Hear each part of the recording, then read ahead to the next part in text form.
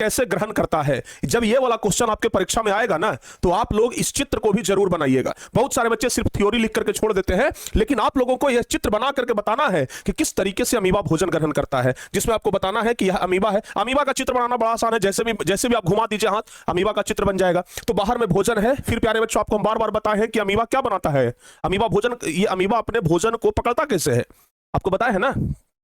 बताइए, अमीबा अपने भोजन को कैसे पकड़ता है। आप लोग नीचे कमेंट बॉक्स में बताइएगा हमें। आप लोग को हम पहले भी बताए हैं कि अमीबा अपना भोजन उत्पाद की सहायता से पकड़ता है ना, इसको आप लोग ध्यान रखिएगा। तो प्यारे बच्चों, यहां पे आपको बना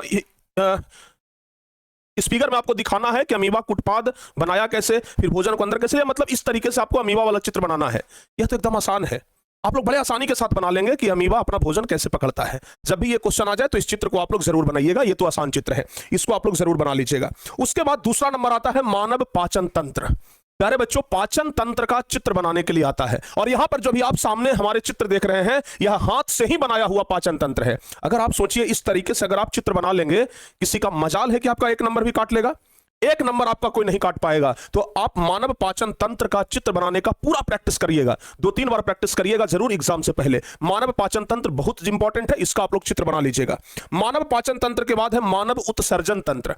प्यारे बच्चों, ये तो हम आपको हाथ से भी कई एक बार बना करके दिखाए हैं। तो मानव उत्सर्जन तंत्र ध्यान रखिएगा, इसमें बीच में आपको ये दे देना है, दोनों तरफ ब्रिक हो जाएगा, जिसको क्या बोलते हैं बताइए। ये सब चीजें आपको याद रखना है, क्योंकि नामांकित आपको ही करना है, नामांकित हमें नहीं करना है। सिर्फ फिगर बना देने से नहीं होगा, नामांकित आपको करना है कि तो आप उसमें आपको दिखाना पड़ेगा ये भाग, उसके अलावा ये भाग, ऊपर में ये जो प्यारे बच्चों ग्रंथि है, इस ग्रंथि को आपको भी दिखाना पड़ेगा, ठीक है ना। तो बोलचाल की भाषा में हम लोग क्या कहते हैं, किडनी। ऐसे इसको ब्रिक कहा जाता है। 2 किडनी होता है, एक लेफ्ट साइड एक राइट साइड, उसके ऊपर में एक ग्रंथि है, नीचे प्यारे बच्चों क्या है, मूत्राशय है, जहां पर मूत्र जमा होता है। तो ये सब ना आप लोगों को दिखाना पड़ेगा, ठीक है। तो मानव उत्सर्जन तंत्र का चित्र बनाने के लिए सीख जाइएगा, यह भी इंपॉर्टेंट है, बायोलॉजी में पूछता है, पहले भी पूछा है। नेफ्रॉन का चित्र है तो आसान ही प्यारे बच्चों, लेकिन सबसे ज्यादा बार यही पूछा है।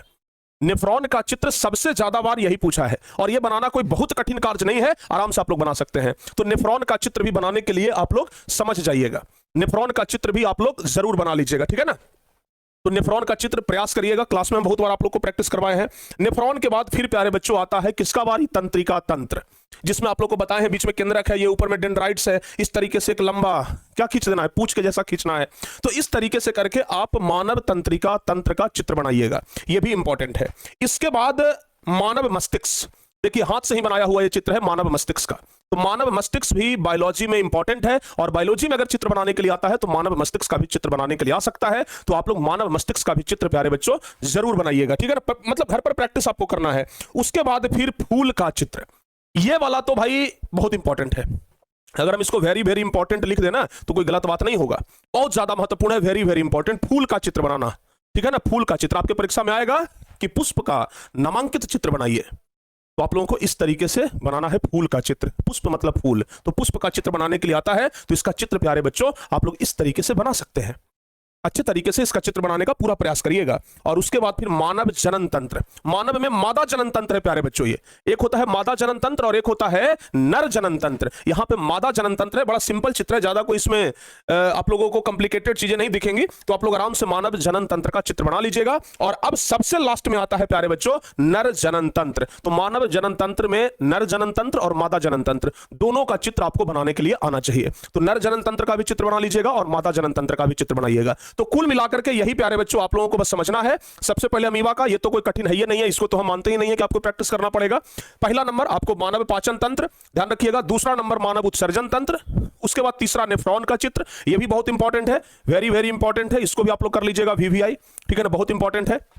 चौथा नंबर क्या बताया, तंत्रिका तंत्र। पांचवा नंबर क्या बताया, मानव मस्तिष्क। छठा नंबर बताया मानव जनन तंत्र जिसमें मादा जनन तंत्र। सातवां बताया प्यारे बच्चों फूल का चित्र, पुष्प का चित्र, और सबसे लास्ट में मानव नर जनन तंत्र का चित्र। तो बायोलॉजी में इतना ही चित्र है जो इंपॉर्टेंट है, इतना ही चित्र में से कोई चित्र बनाने के लिए आ सकता है, इससे बाहर नहीं आ सकता है प्यारे बच्चों, ध्यान रखिएगा। तो अगर इतना चित्र बनाकर आप प्रैक्टिस कर लेते हैं, समझिए कि आपका बायोलॉजी में चित्र नहीं छूटेगा और 5 नंबर आपका कंफर्म हो जाएगा।